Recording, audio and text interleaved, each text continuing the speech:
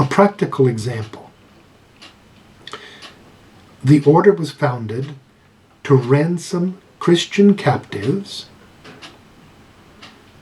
held by the pagans. The Latin text, incarcerati pro fide Christi a paganis. Those who are incarcerated pro fide Christi, for the faith of Christ, by pagans. Well, between the founding moment and those first centuries and our own day, there's been a reformation in the church, literally, a reformation. The church community split, Catholics and non-Catholics, in order to avoid the word Protestants, Catholics and non-Catholics. John de Matha didn't live with this separation of the church into two or more fragments, let's call it that. He is one church. So,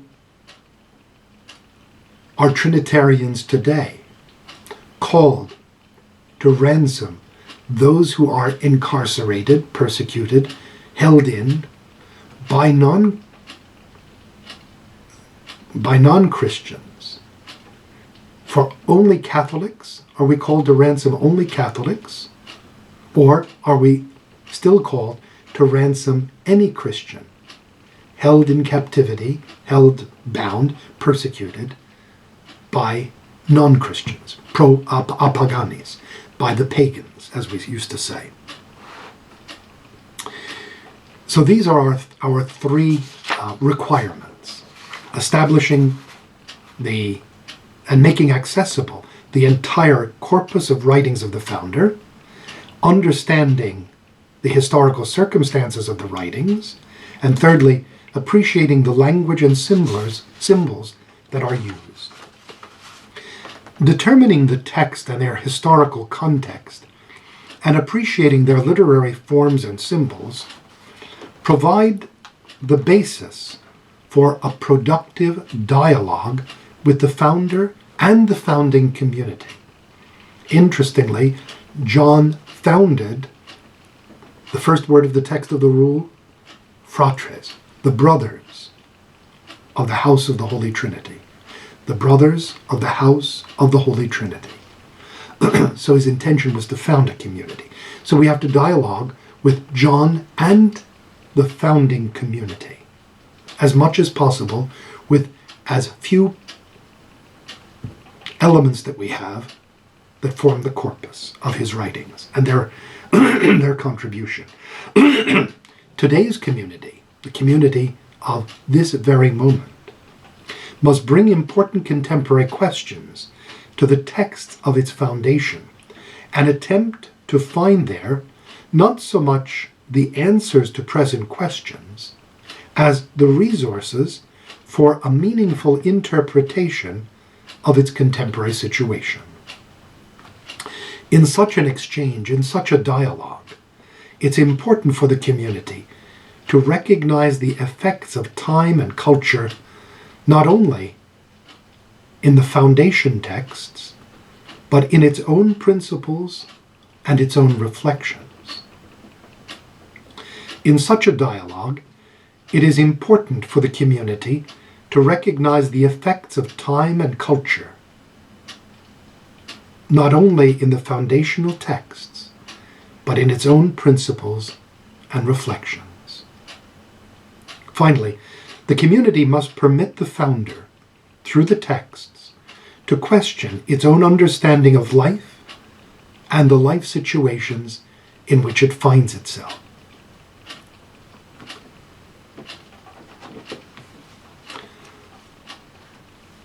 Let's take a look at our Trinitarian sources. Let me begin by calling to mind, again, I'd recommend that you follow with the sheets on the sources for Trinitarian history. Let me call to mind the definition of an historical source. An historical source may be defined as human remains and such products of man's activity as were either meant by their authors to communicate knowledge of historical facts or conditions, or by their nature are calculated to do so. Again, historical source may be defined as human remains and such products of man's activity as either were meant by their authors to communicate knowledge of historical facts or conditions, or by their nature are calculated to do so.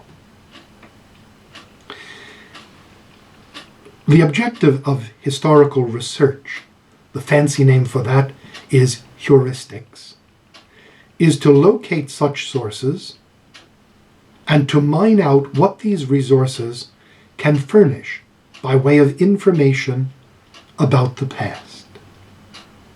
The objective of heuristics, historical research, is to locate these sources and to mine out what these resources can furnish by way of information about the past.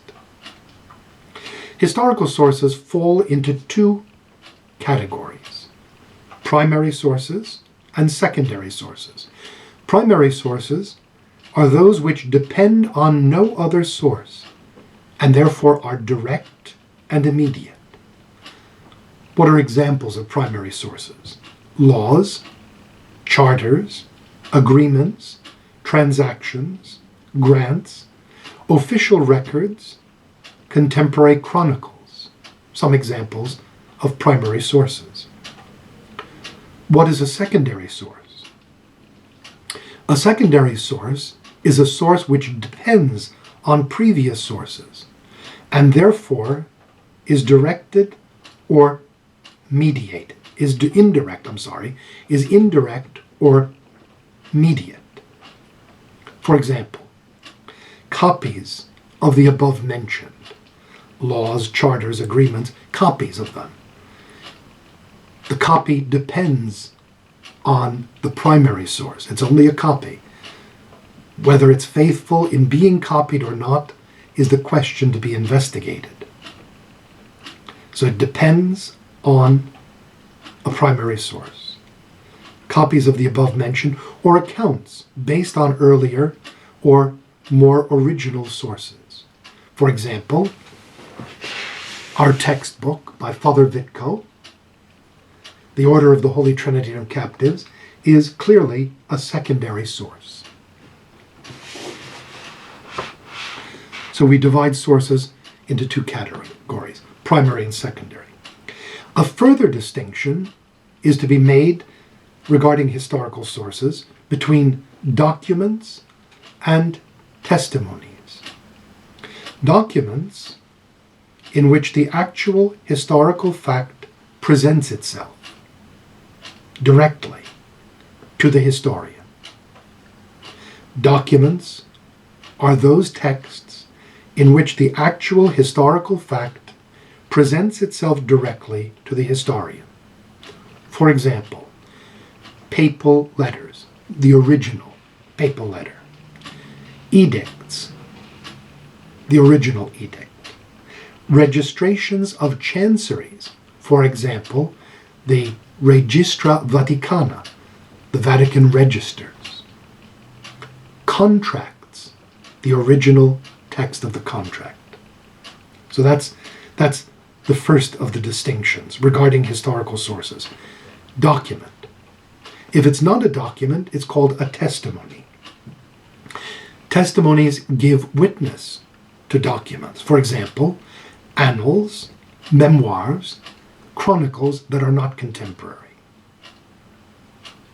So we make a distinction again.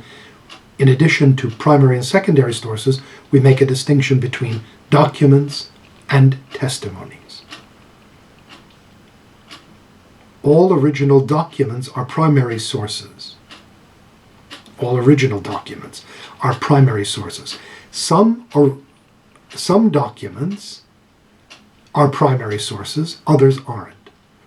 Register copies, such as the Vatican Register, are considered primary sources. testimonies are, all testimonies are secondary sources. Once a source has been found, the object of heuristics, looking for the source, hunting up the source,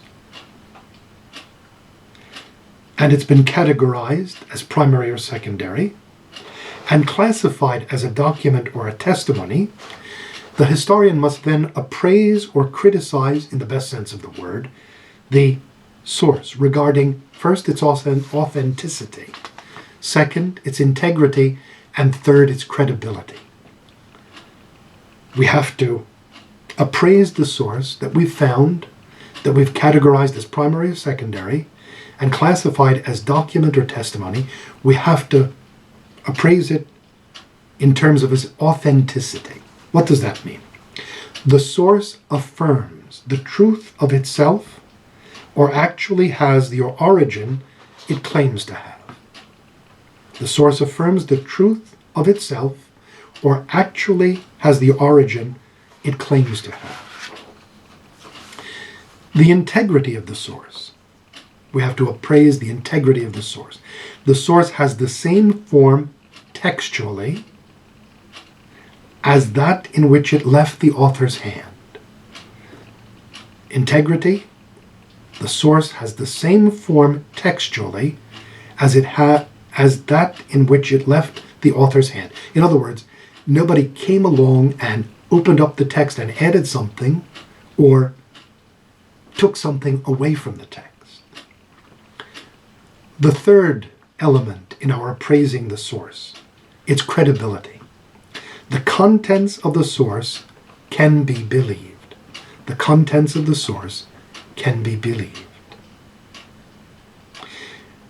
Trinitarian historical sources are divided for convenience into papal letters, charters, letters, and testimonies, seals and inscriptions, and 4 narratives. Again, papal letters, charters, letters, and testimonies, seals and inscriptions, and fourthly, narratives.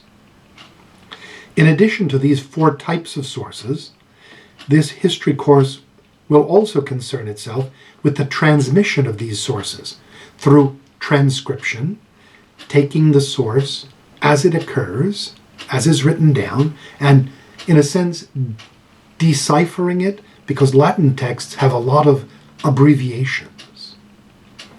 P with a line through it is the preposition per, for example. So when it's transcribed, the transcriber would write out the word per, per, which is a preposition meaning through. So that's the first of the transmission elements of the text, transcribing the text from the original onto paper so that, number one, it's easily readable by anybody, and number two, it's accessible to anybody. So that's transcription. Second, translation. Almost all of the texts of the order from medieval times are in Latin. Latin is not a very widely known language today, and so translation helps. So in addition to all of the rest, the icing on the cake is the transcription of the text and the translation of the text.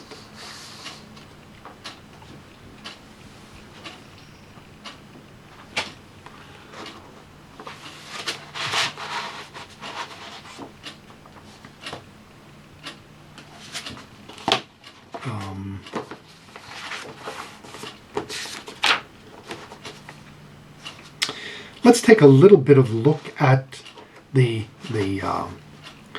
outline, the study outline, Sources for Trinitarian History on page 1.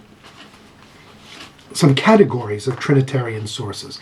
Papal instruments, papal letters. There are such things as privileges, letters, and a brief. Now, there's a difference in papal letters. A papal letter may either be a bull, which is one sealed with a leaden seal, or a brief, one sealed with a wax seal. There are other indicators within the text of the letter that it qualifies it as a bull or a brief, but those are the two big things, because the bulla is the leaden seal.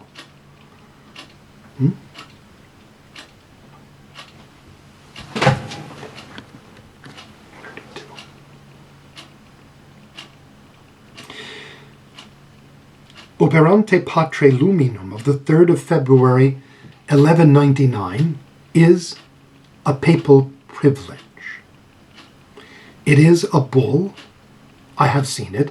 It's in the National Archives in Paris, and it's what we call a consistorial bull. It wasn't just that the Pope wrote it up, well, his chancery wrote it up, and he signed it, but all the cardinals that were present also signed it. So it was like the papal consistory, which we still have today. So it's called a consistorial bull. And we're very lucky with this particular document, Operante Patre Luminum, which gives protection, again, to the house of Cerfois, the site of Planel, and the house at Bourg-Lorraine, excuse me, all in the environs of Paris. But not only do we have the original in the National Archives in Paris, but we have the registered copy in the Vatican Register. Volume 4 of the Registra Vaticana, it's in there. So we've got the two texts, which makes it very interesting to compare the text of the original with the copy put in by the scribe who registered it and kept that text in the Vatican.